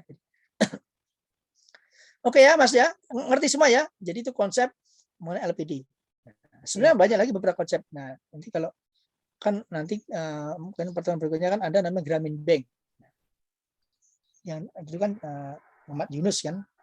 Itu dia ini menarik itu kenapa sampai Grameen Bank, kemudian ada istilah tanggung renteng. Nanti kita akan sampaikan di sesi yang lain. Nanti kan kita lihat apa bedanya dengan Grameen Bank itu sebenarnya yang ada di Bangladesh ada bank. Kemudian kalau mau pinjam itu menggunakan tanggung renteng. Karena tadi kan yang ditanyakan Mbak Yunita itu nggak ada jaminan. Karena nggak ada jaminan, akhirnya kan unsur kepercayaan. Nah, karena unsur kepercayaan itulah menggunakan tanggung renteng. Jadi kalau mau pinjam tuh namanya berlima. Namanya katakanlah si Mbak Yunita, Mbak Yunita ya. Tetapi di belakang itu tidak hanya dia, tapi di belakang ada 4 orang lagi. Jadi kalau mau bayar katakanlah 2 juta itu nanti dia harus iuran dengan teman-temannya nih, tapi pakai nama saya nih. Nah, jadi mereka saling tidak atas nama pribadi ya, tetapi mereka berlima atau berempat. Nah, itu namanya tanggung renteng. Jadi mereka saling mengingatkan teman-temannya, ini kamu belum bayar loh, ini belum bayar loh, kan itu loh. Karena kalau saya bayar situ enggak kan nanti oh gimana nih saya bayar kamu nggak bisa. Jadi mereka berkelompok itu keterkaitan. Jadi kalau ini belum 5, belum deal, belum bayar, ini nggak bisa. Nah, itu modal istilah tanggung renteng. Makanya itu yang dapat Nobel itu kan Muhammad Yunus ya. Itu mengenai Grameen Bank. Jadi bank ya, bank itu luar biasa kan yang ada di Bangladesh itu bank kemudian dibentuk untuk orang-orang miskin coba. Itu kenapa kan Bangladesh kan negara yang miskin kan. Orang miskin meminjam ke bank yang konvensional itu nggak bisa. Nah, maka dibuatlah lembaga pembiayaan. Ada Grameen Bank itu sudah luar biasa. Nanti kita diskusikan ya di sesi berikutnya. Jelas. Jangan lupa papernya ya, artikelnya ya. Kapan terakhir ya artikel ya? Saat UTS ya? Sebelum UTS, Pak. Ya, belum UTS-nya. Segera buat artikel ya, nanti masuk gini loh, nanti paper itu nanti dibuat yang bagus, jangan copy paste dari ini, dari apa artikel yang ada. Kan? Siap, Pak, siap. Nah, jadi itu kan nanti kita kalau bagus, nanti kita akan masukkan ke jurnal. Kita kan ada, saya kan punya beberapa link jurnal kan, nanti saya masukkan jurnal kan. Ya, nanti saya coba sedikit modifikasi, ya. Nah, bisa masuk jurnal kan, biar nanti bisa dibaca orang lain. Itu kan bagus. Ya, Bapak izin Nama Anda kan bertanya. jadi masuk nih. Iya silakan. Khairul Nur Anissa. Bapak izin bertanya. Ketika lagi ngebahas tentang LPD yang dijelaskan Bapak itu sangat menarik banget ya, itu yang di Bali. Nah, ngebahas tentang soal pandemi kemarin, ini untuk cara mempertahankan likuiditas LPD ini gimana ya Pak? Karena kan yang kita tahu mungkin di masa pandemi ini masyarakat itu kan mengalami dampak ekonomi yang sama gitu ya, mengalami tekanan ekonomi lah gitu. Nah, ini peran LPD ini dalam mempertahankan likuiditas itu seperti apa Pak? Ya, oke, bagus. Jadi begini, ketika masa pandemi itu hampir semua masyarakat itu terdampak. Apalagi yang di Bali kan. Di Bali kan kemarin Gubernur Bali mengatakan bahwa 100% itu orang yang kerja di hotel itu nganggur. Karena kan mereka itu salah satu sumber utamanya kan dari wisata. Nah, dengan pandemi kan orang nggak ada yang wisata ke Bali. Nah, baru ini aja kan orang mulai ke Bali. Hotel itu semua tutup. Bahkan banting harga. Yang tadinya harga hotel itu per kamar 1 juta misalnya atau 500 atau 1 juta itu bisa dibuat hanya 200.000. Ya. Yang hotelnya itu yang biasanya itu normalnya itu 500.000 itu dibuat cuma 150.000. Itu pun nggak ada penghuninya. Coba. Itu cuma apa? Dalam rangka mempertahankan operasional supaya apa? Bisa bayar asas satpamnya, bisa bayar office boy-nya. Jadi hotel biar ada yang merawat. Itu saja selama pandemi. Itu di sana. Wisata kan itu mati total kan ya ketika masa pandemi karena orang tidak mau berwisata dan tidak mau berkerumun segala macam. Nah, untuk perkreditan itu memang ada terdampak. Tetapi menurut informasi bahwa LPD ini kan sudah sistemnya sudah membaik, sudah settle. Jadi mereka tetap memberikan pembiayaan. Kan mereka pembiayaan itu tidak hanya untuk kegiatan usaha yang bersifat wisata. Ada juga kegiatan yang di pertanian, ada kegiatan yang bersifat misalnya untuk perdagangan itu jalan. Meskipun sebenarnya likuiditas mereka mungkin tidak besar ya, tetapi karena LPD ini sudah sistemnya sudah mapan, tetap secara profitabilitas mungkin tidak besar. Ya, artinya secara keuntungan mereka tidak besar. Makanya kan LPD ini ada beberapa yang mereka mencoba untuk bekerja sama ya dengan pihak masyarakat ya. Dia mencari dana hibah, misalnya mereka mencari ada suntikan dana dari pemerintah Bali juga ada ya. Itu dalam rangka supaya LPD ini tidak bisa atau tetap beroperasi ya. Nah, di masa pandemi ini kan kalau lembaga perkreditan ya seperti perbankan segala macam kan hampir semua beroperasi. Tapi kan kalau misalnya di masa-masa pandemi kan bisnis itu kan tidak hanya di wisata saja. Ya. Jadi kebanyakan masyarakat Bali mereka kemudian banting setir, kemudian beralih profesi. Ya. Yang tadinya misalnya kebanyakan mereka menjajakan barangnya, mereka kemudian beralih profesi untuk membuat bisnis yang lain, misalnya kan membuat souvenir, membuat katakanlah jadi jasa angkutan segala macam. Nah, ya memang informasi yang didapat mereka tidak gulung tikar, ya. Tetapi hanya likuiditasnya atau cash flow-nya itu tidak sebaik ketika masa normal, ya. Jadi kalau misalnya mereka ya kadang-kadang fluktuatif, kadang negatif, ya, kadang mungkin positif, ya. Nah sekarang mulai sebulan 2 bulan yang lalu itu kan sekarang hampir semua kegiatan wisata sudah mulai dibuka. Nah, bahkan hotel-hotel yang ada di Bali itu sudah mulai buka semua kan. Nah, itu sudah mulai menggeliat. Nah, jadi memang kemarin sempat agak sedikit tiarap, ya sekarang sudah mulai menggeliat, sudah mulai tumbuh. Nah, tidak sampai mereka tutup mati, kemudian tutup gedung, kemudian tidak beroperasi sama sekali, tidak. Mereka tetap beroperasi, hanya saja terbatas. Tetapi kan pemerintah Bali juga mereka bijak kan, mereka ada relaksasi. Jadi kalau ada LPD yang misalnya mereka punya pinjaman ya kepada pihak pemerintah itu, mereka akan memberikan toleransi untuk mengembalikan mengenai administrasi segala macam. Ada relaksasi, ya, ada semacam kelonggaran. Ada juga subsidi, ya. Jadi pemerintah itu mengalokasikan sebagian APBD-nya untuk mensubsidi beberapa LPD yang notabene mungkin masih baru, LPD yang mungkin nasabahnya juga belum banyak, kemudian mereka juga masih perlu ada perbaikan keuangan, itu dibantu. Itu LPD yang sudah lama, yang sudah settle, kan mereka sudah punya cadangan keuangan kan. Jadi secara likuiditas, secara keuangan itu masih bisa hidup, ya, bisa sustain, bisa bertahan. Nah, itu LPD. Itu ya, Mbak Koiru ya. Jadi kalau itu tidak hanya di Bali, di Jawa Barat juga begitu, ya. Tapi kalau Anda lihat sekarang di Jawa Barat, Jawa Tengah mereka sudah menggeliat, ya. Bahkan kegiatan mereka sudah semarak, ya. Di Bandung itu yang tadinya mungkin mereka tidak mau ketemu, sekarang sudah mulai minggu kemarin sudah mulai rapat anggota tahunan yang biasanya menggunakan Zoom, mereka sudah mulai tatap muka. Nah, itu sudah luar biasa, ya, sudah mulai menggeliat. Ya, itu Mbak Khairu ya. Tadi ada Mbak Aisyah, Mbak Khairu, kemudian Mbak Junita ya. Ada yang lain mungkin silakan Mas Isma. Ini menarik ya. Ini praktis. Jadi kalau suatu waktu itu pernah riset, saya kan riset saya ya Mas Samsa silakan. Ya. Tadi kan saya agak maksudnya agak telat sekitar 15 menitan atau 20 menitan. Yang ingin saya tanyakan Pak, itu kan LPD Bali itu kan aturannya kan sesuai dengan hukum adat Bali Pak ya. Berarti kan berbeda dengan hukum adat yang lain. Contoh misalkan kalau misalkan ada LPD yang berbasis hukum adat di Jawa, berarti kan pasti beda dengan peraturan yang ditetapkan sama LPD Bali kan Pak. Nah kemudian dalam membentuk suatu LPD itu yang pasti diperlukan itu kan dana Pak ya.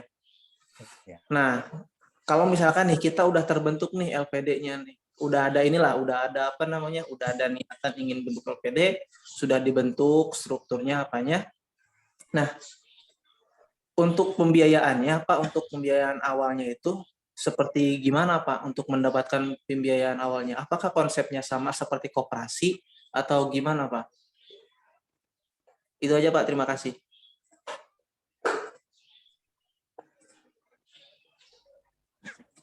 Terima kasih Mas Samsa. Itu lembaga keuangan mikro itu kan sebenarnya hampir sama, lembaga perkreditan itu kan hampir sama ya.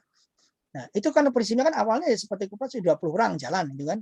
20 orang, kemudian ada simpanan wajib, simpanan pokok, segala macam ya. Biasanya alokasi anggotanya mungkin hanya untuk anggota-anggota itu saja dulu ya. Tetapi kan sebenarnya perkembangan apakah itu LPD atau LKM yang lain itu kan tergantung dari bagaimana kegesitan ya, kelincahan dari para pengurus ya. Makanya kan ada yang bisa berkembang pesat, ya, ada juga yang susah untuk berkembang, ada juga kemudian mati suri, ada juga yang kemudian kolaps. Ya. Itu sebenarnya tergantung bagaimana kita mengelola. Makanya mengelola lembaga keuangan mikro itu tidak bisa itu hanya sebagai pekerjaan samping kan juga bisa. Ya. Itu harus serius. Ya. Makanya kan di dalam undang-undang atau mungkin dalam kebijakan itu sebenarnya upah atau gaji itu sebenarnya harus dilihat juga. Ya. Kan itu kan sekalipun sebagai lembaga komersial dan sosial itu tidak bisa mereka hanya dikasih upah sekedarnya, itu nggak bisa. Ya.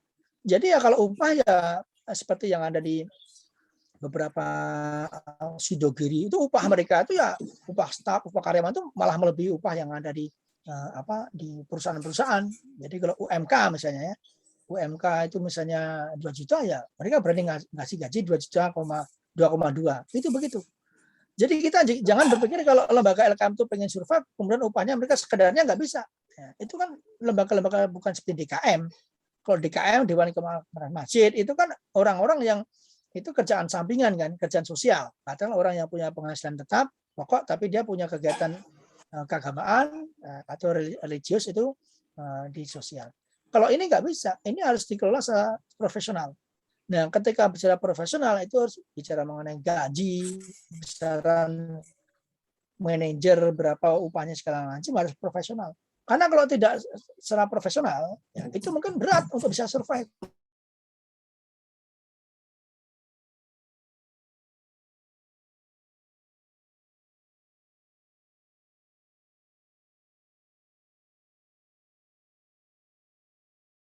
Kemudian ketika pengurus ini lincah mendapatkan nasabah yang banyak, kemudian mendapatkan hasil yang banyak, ya mereka harus disesuaikan gajinya. Ya.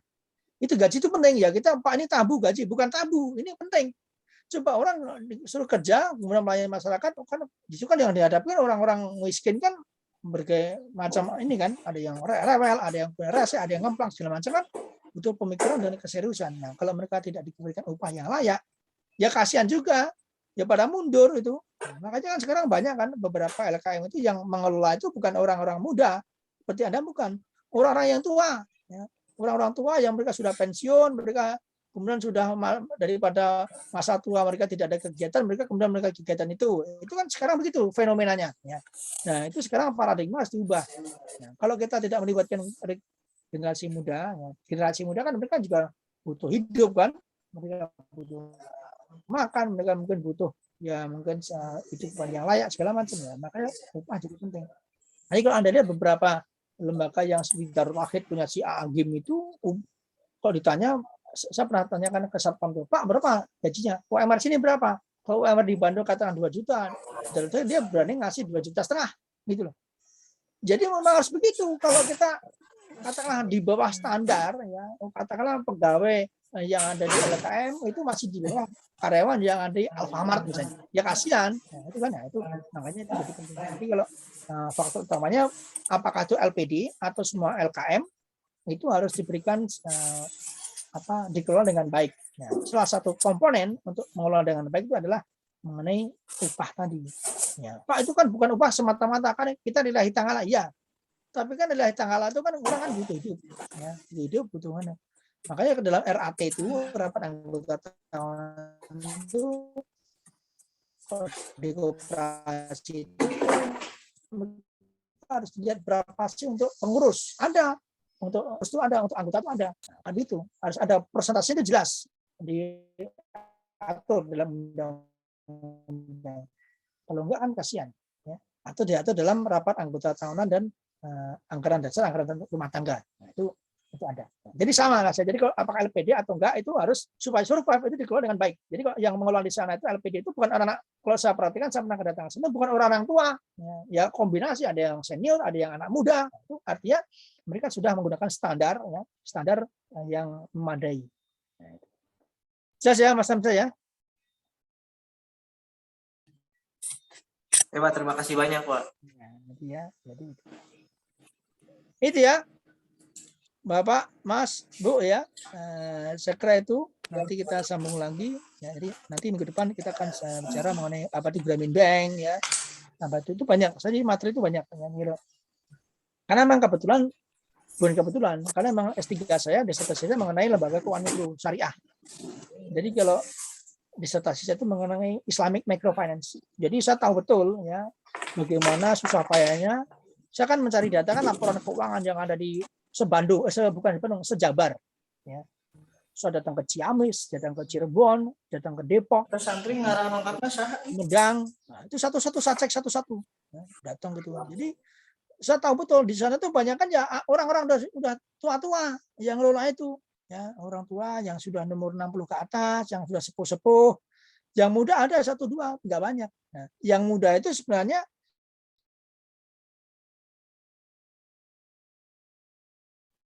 mereka ikut membantu karena dalam rangka karena belum dapat kerjaan, mereka bantu. Setelah mereka dapat pekerjaan di luar, ya mereka akan keluar. Nah, itu loh fenomenanya. Jadi kalau saya lihat di sana, banyak kan ibu-ibu juga, ibu-ibu rumah tangga, ibu PKK, anak-anak muda tuh masih jarang. Nah, itu yang harus kita kampanyekan bahwa sebenarnya ini harus kiprah anak muda itu harus ada. Orang-orang tua yang sudah usia udah umur 60, 70 kan daripada enggak ke kegiatan, Mas, saya ikut ngelola BMT ini, ikut ngelola koperasi syariah ini ya. Ya, mumpung-mumpung ini awal ibadah, siapa tahu bisa untuk beramal saya nanti kalau saya meninggal. Kan begitu prinsipnya kan. Nah, jadi prinsipnya sudah mulai tanggalan ya. Tapi itu harus dibuat secara profesional. Kalau orang-orang tua kan susah. Kita mau kasih pelatihan misalnya kan. Kita pelatihan digital. Orang tua kalah, mas kita sudah tua, ngapain repot-repot, sudah pakai ini saja yang penting jalan kan begitu kan susah ya. Jadi untuk diakselerasi ya, dipercepat menggunakan teknologi itu berat ya. Kalau anak muda kan pasti kalau Anda kan handphone aja sudah lincah ya kan. Anda menggunakan transformasi digital sudah lincah. Kalau orang zaman dulu nggak bisa, susah kan. Atau mereka nggak mau pusing. Buka handphone aja susah kan. Dikasih handphone yang mahal paling bisa cuma video call sama mungkin WA. WA aja mungkin nggak bisa ngetik WA kan. Salah-salah gitu enggak. Nah, apalagi disebut transformasi secara digital. Padahal sekarang itu ya kalau saya kemarin ikut memberikan pelatihan di KNKS itu ya sekarang transformasi digital BMT 4.0. Jadi sekarang harus ada ke arah digitalisasi. Ya, kalau zaman dulu ngeprint manual, bukti pelaporan zaman di print, sekarang harus pakai digital. Ya, jadi harus menggunakan revolusi BMT atau lembaga keuangan mikro di era 4.0. Saya harus ke digital. Nah, kalau ke arah digital otomatis kita harus move on, harus pindah, harus bertransisi dari yang kita selama ini berpikir konvensional harus ke arah digital. Karena kalau enggak akan ketinggalan kereta. Nah, itu ya. Jelas ya Mas semua ya, Mas Mbak ya. Ini nanti kita bisa diskusi panjang lebar ya. Nanti ini waktu sudah ini. Saya akan absen dulu ya. Nanti biar ini. Nah,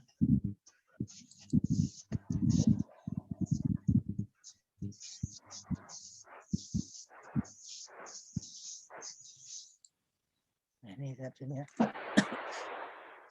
Ini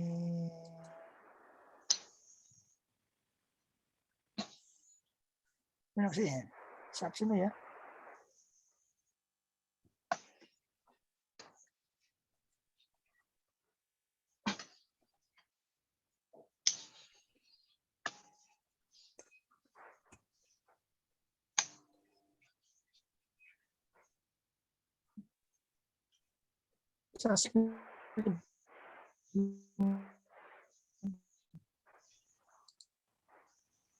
Nah, kalau Anda mungkin tertarik ya, tertarik penelitian di bidang lembaga keuangan mikro itu bisa nanti saya bantu ya. Misalkan riset saya di bidang itu. Nah, saya juga bagaimana wakaf. Itu sekarang yang lagi bagus lagi wakaf. Ini Jiswa kan ya? Iya, Jiswa, Pak. Ya, sekarang yang lagi ngetren itu wakaf. Jadi saya kan masuk anggota wasit di wakaf, peneliti wakaf nasional. Nah, itu sekarang wakaf lagi ngetren lagi. Ya, kalau zaman saya dulu itu BMT, komisar. Sekarang bagaimana elaborasi wakaf dengan BMT. Wakaf sekarang lagi gencar. Jadi kalau Anda sekarang ngambil Jisfah itu menarik. Sekarang beberapa skripsi atau tesis itu diarahkan ke wakaf. Ya. Wakaf itu bagus. Ya.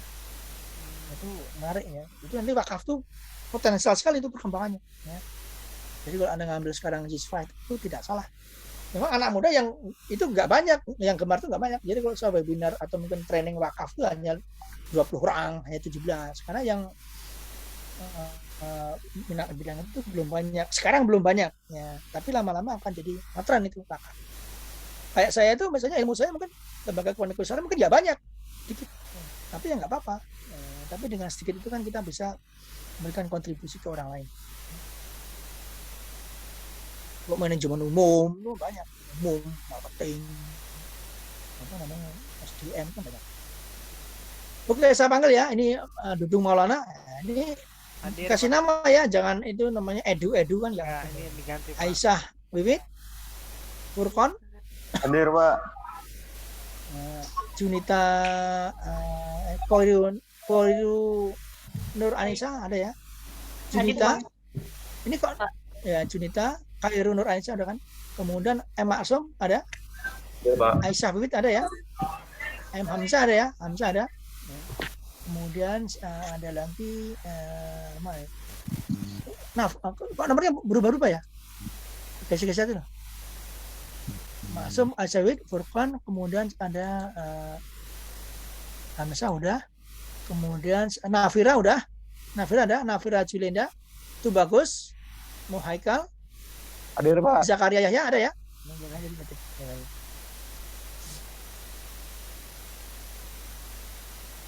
Ada yang lain ya? Belum saya panggil? Udah semua ya? Sudah, Pak, sudah semua. Sudah, Pak, sudah. Udah semua kan? Iya, Ya, Pak. udah semua nih. Tadi kan saya cek ada Dudung, ada Junita, ada Aisyah, ada Hamzah, ada Khairun Nur Anissa, Zakaria Yahya, ada Furqan, ada Tubagus, ada M Maksum, ya, ada M Hamzah, ada Nafira Julinda, nah, itu ya. Itu ya. Udah semua ya, masih semua ya? Sudah, Pak. Udah saya Pak. panggil semua, ada yang belum saya panggil? Ya, oke. Ini ada yang Baik. baru, Pak. Apa? Ada yang baru, Pak Tubagus Muhammad Haikal. Ya, Pak Tubagus baru ya? Ya, nggak apa-apa lah. Nanti kita ngapa. Baik, terima kasih. Jangan lupa ya, yang baru nanti gabung dengan tim untuk membuat artikel ya. Iya, Ini Pak. kita tanya ke Mas Dudung tuh, siapa timnya gitu ya. Ya, Pak, baik, Pak. Ya, baik. Terima kasih. Bila pada akhir ini kita akhiri ya. Dan sehat selalu. Assalamualaikum warahmatullahi wabarakatuh. Selamat pagi semuanya ya. Waalaikumsalam warahmatullahi wabarakatuh. Terima kasih, Pak. Sama-sama ya. Assalamualaikum warahmatullahi wabarakatuh.